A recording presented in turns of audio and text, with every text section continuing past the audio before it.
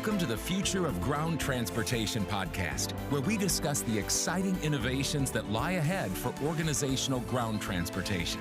Each episode, we cover topics tailored to those resolving transportation-related challenges and provide tips, tools, and trends that will inspire you to stay ahead of the curve.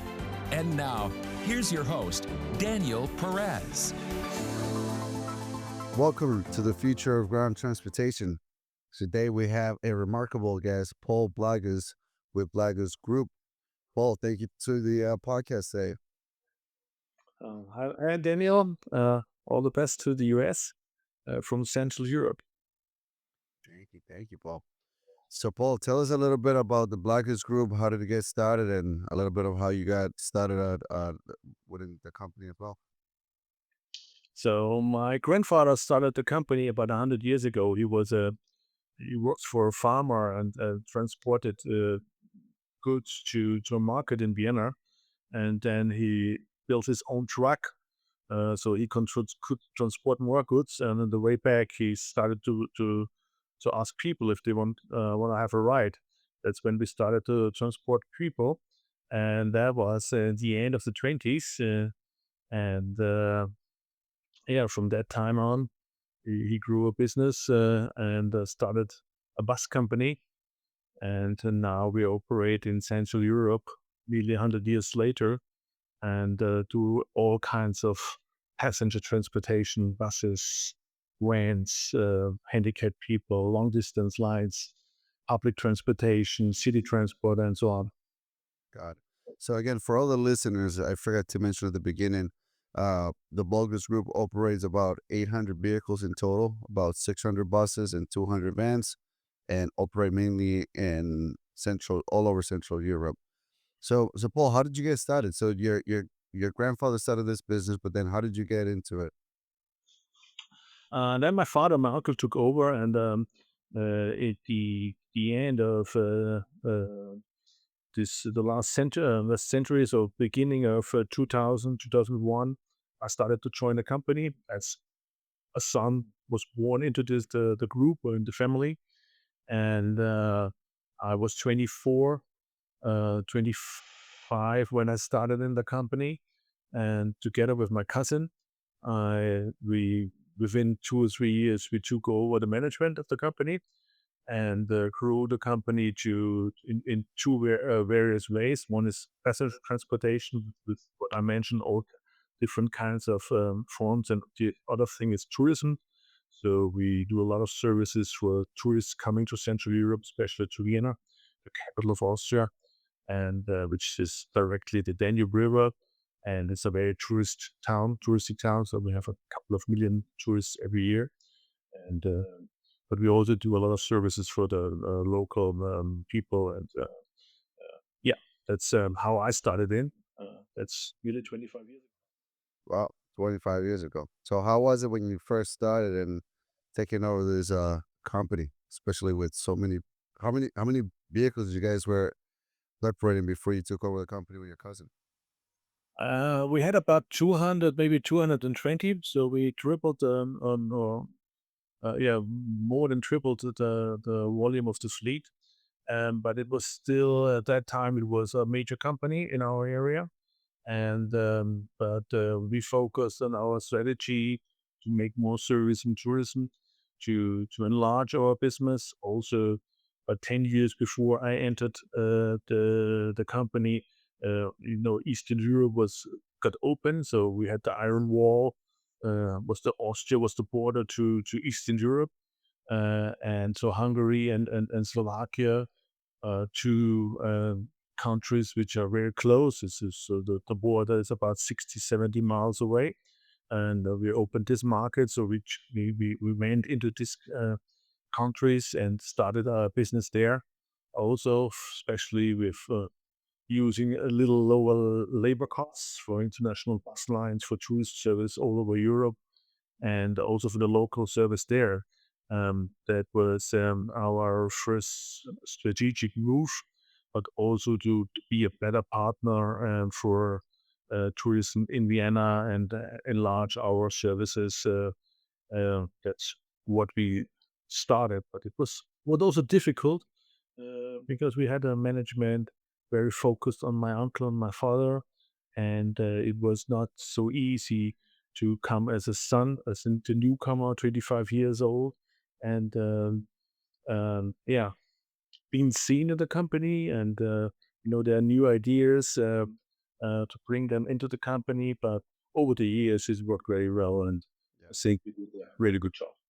And Paul, did you went to school when you were before you joined the company business, or how was that journey before you actually got started?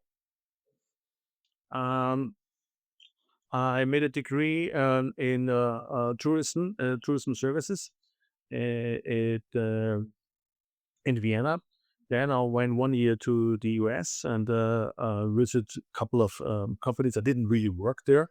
I was more like internships and connections companies. They had a couple of weeks me as an intern, and then I got back. I wanted to go to UK to work for a UK bus company. Then a project started in our company, and so I jumped in, and I never left again. There you go. So no wonder why you wanted to expand the tourism side, huh? Yeah. Yeah, we had a lot in the US, and some of the products I brought also to Europe, as like the New York Pass, which was like a six sites pass at that time, 25 years ago. And now I run the Vienna Pass. It's 80 sites here, and Hauptbahnhof is included. Also, the Hauptbahnhof system I saw the first time in the United States. I think it was in the 80s, and I started the Hauptbahnhof system in Vienna. Oh wow, wow, super cool. So tell us about the challenges that you guys are currently experiencing the most. Yeah, it's difficult to get good drivers and the labor. Also the labor costs in Austria exploded in the last 4 or 5 years during Corona. We had an increase about 25%, which is compared to other markets and other countries in Europe. So we didn't do very well. So our labor costs got too high. But that's one issue, and it's really difficult in the moment to have a look 5, 6, 7, 8 years ahead. What's going to happen here in Europe? The industry or the economy is weakening, but I think we are now on a recovery, but it's not so easy to have a forecast for the next years. And I think we are pretty stable. We have various products, and most of them in passenger transportation tourists. So I think we're gonna go. We should do well.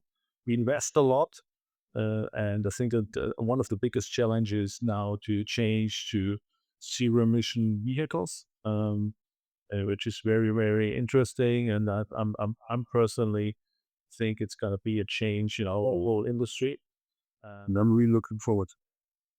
Got it. So tell us a little bit about the zero emissions, because I know that you mentioned earlier in prior conversations that you guys have another business where you guys rent vehicles, if I'm not mistaken.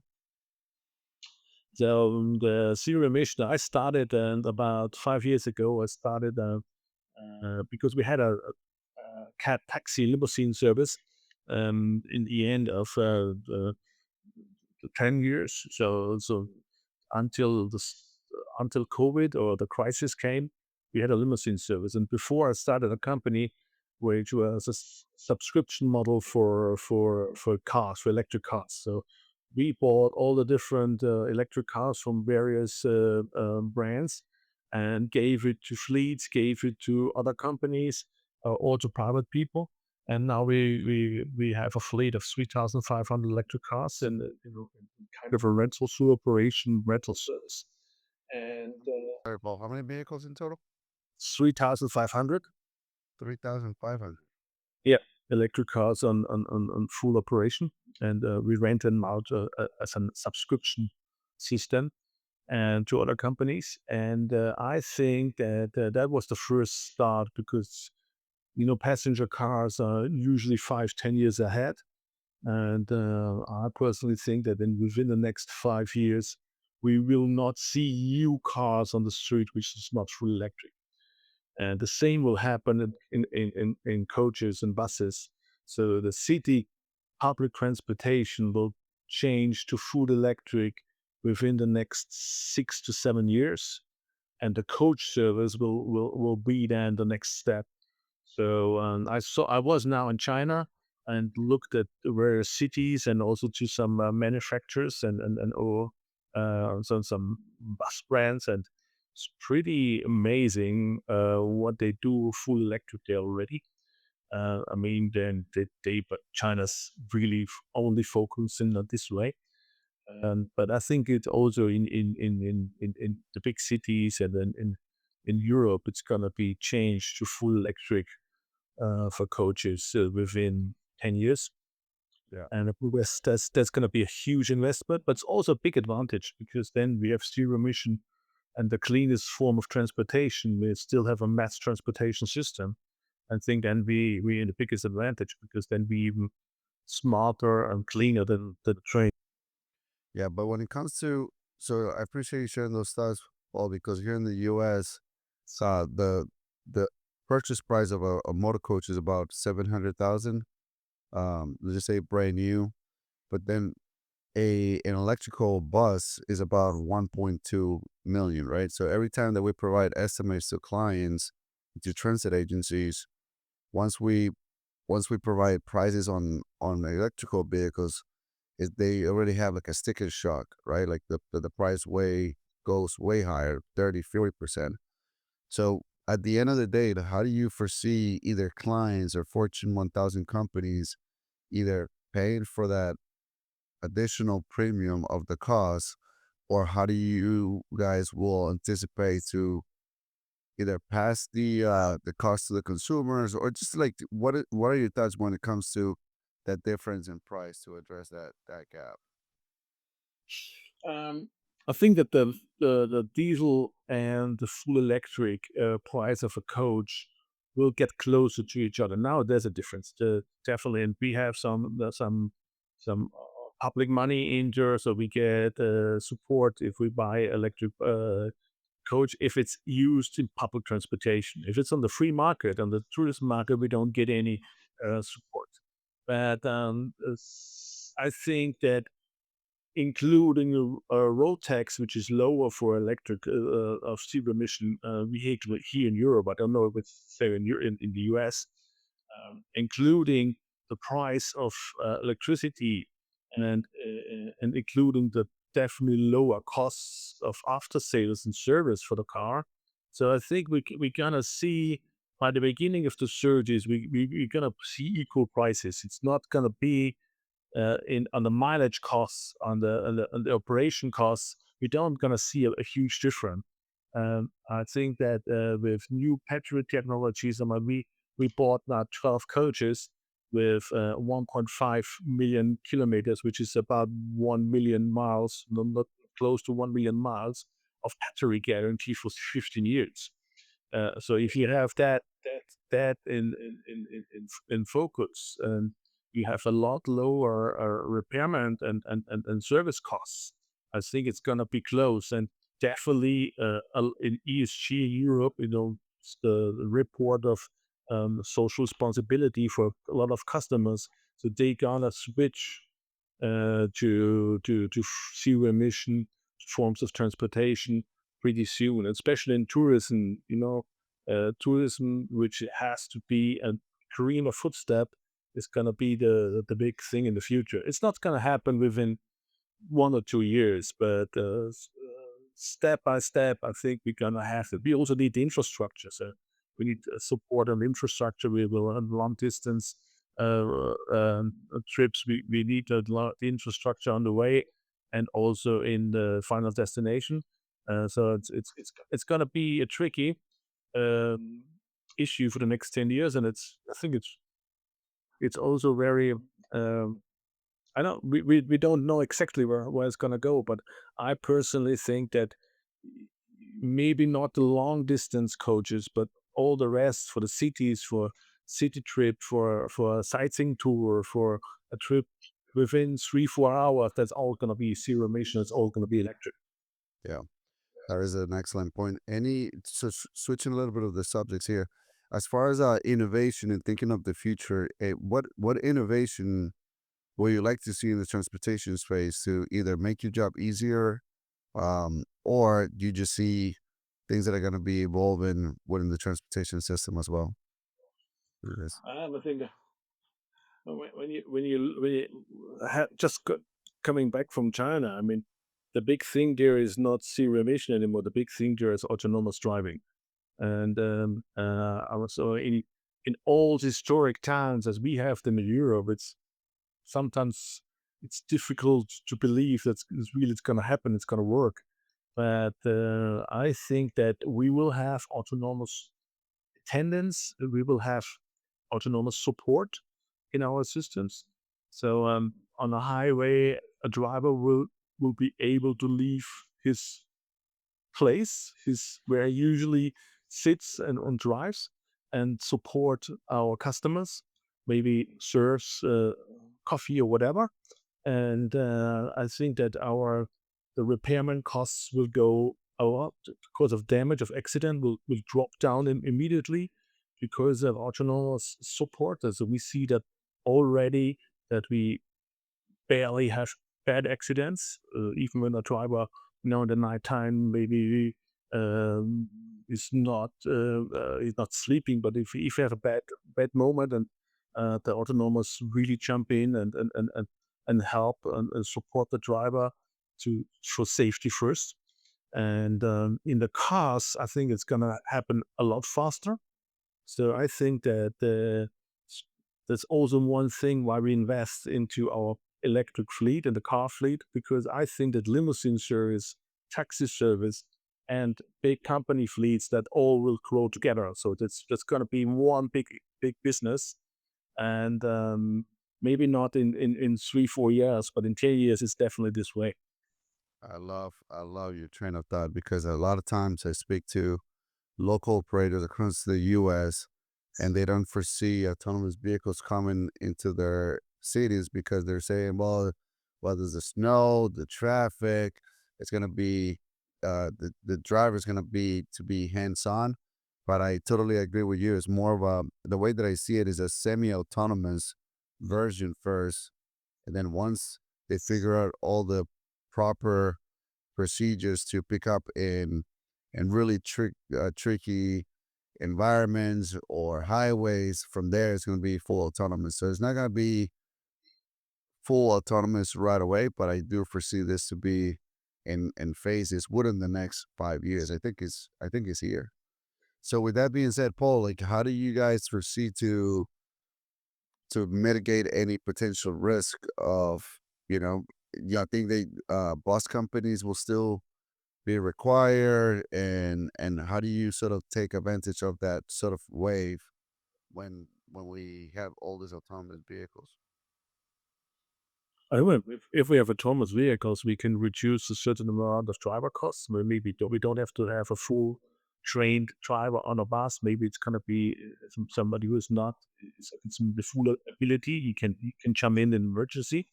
And in my view, if we have fully zero emission, if we have huge huge percentage of autonomous driving, I think that's gonna be then starts the decade of the bus, because we can do things and solve issues for big cities, for tourism, for the lack of work of labor.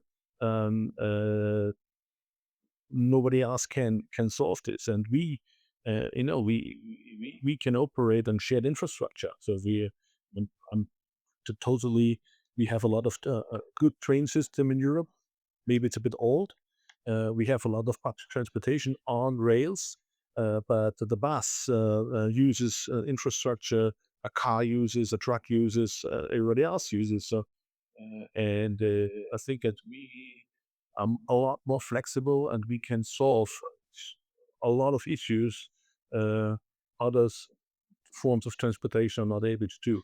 We will always have a certain quality. I think that the humans are not gonna step down for the quality and from comfort. It's not gonna happen.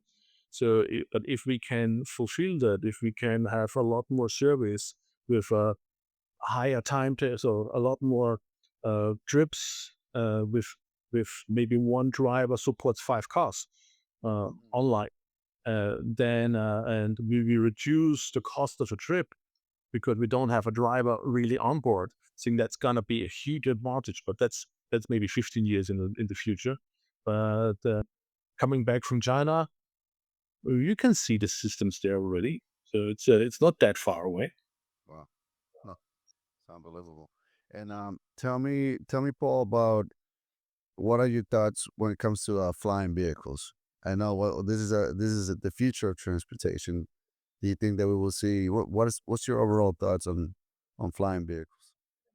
That's I mean, about 10 years ago, I had an idea to buy the rights of rooftops for landing spots, but drones flying around people.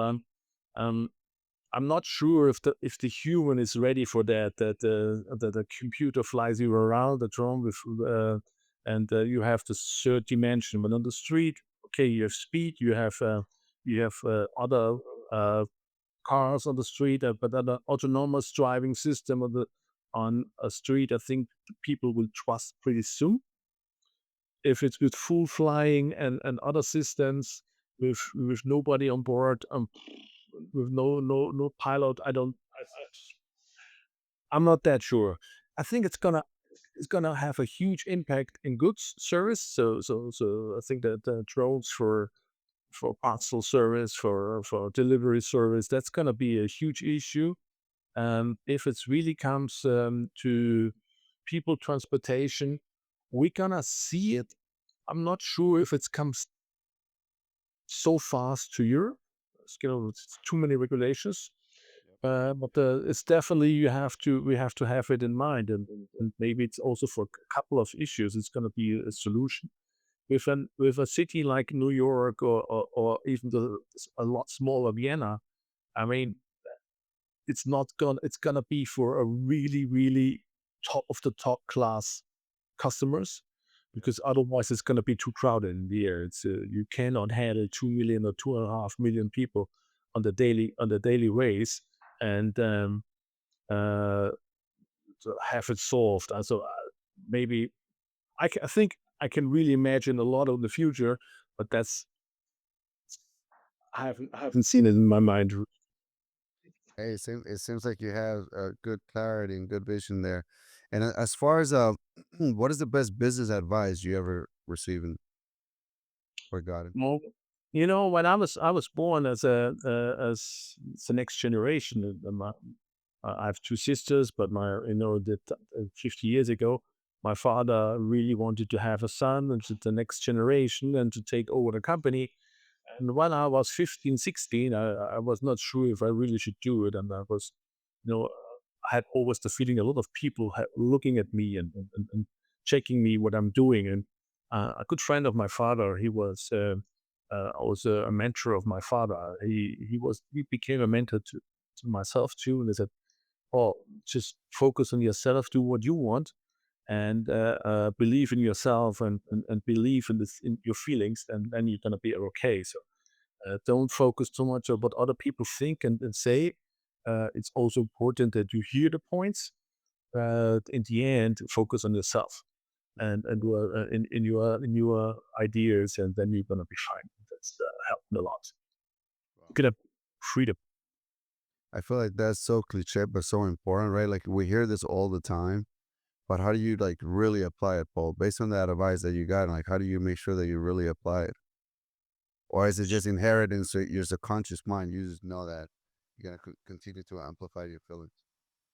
When I have a new business idea and I have such a certain kind of strange feeling, or I hear of a product which we should start, and if it doesn't feel 100% well for myself, it's usually then it's a failure. Then it's not going to work. And if I see something, maybe I have to think about it 10 times. And I think my best ability is to look at from a different ways, from the customer side, from management side, from the company side, from the staff side, and from all the stakeholders, and what's going to be the impact also on the market. And I think that's my best that I have that I can change the view very soon and very fast. And that helped me a lot. And in the end, uh, the older I get, I pretty more trust myself and my feelings. And then I also, if there's something, if a product or a service is not completely right, I can now ask the right questions to maybe change it a bit to get it right. Yeah, I appreciate those sharing those thoughts. I feel as you mentioned, the older we get, the wiser, but the intuition. I feel like there's things that I cannot put in right and rationally, but the intuition as an entrepreneur just keeps develop more and more and more, which makes me make better decisions. Sometimes I make mistakes, but for the most part, is I could feel right away. It's like, yeah, this is not going to be a good idea.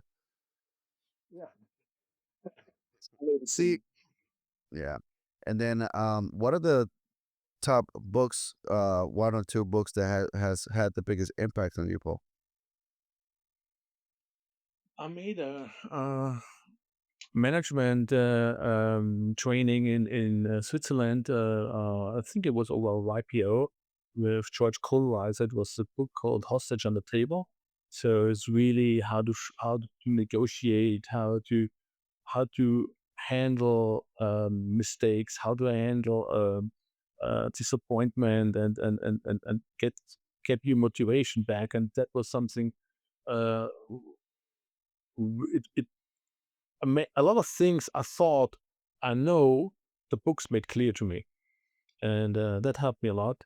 And that's not the second is not really a book. It's a couple of people like mentors we have an open discussion with. So that's people actually, and what they think if I have an issue, or I want to get their opinion on a certain issue. That helped me a lot in my life. Got it, got it. So, peer-to-peer group, a YPO group, right? Yeah, absolutely. So more my forum, my YPO group is a big support to myself. When I started with YPO, I never thought it's gonna happen. I think because I was thought I can handle all the issues with myself, and but I have a different view on it. It's really cool. Got it. Oh, perfect. It's been a pleasure, Paul. Thank you for being generous with your time.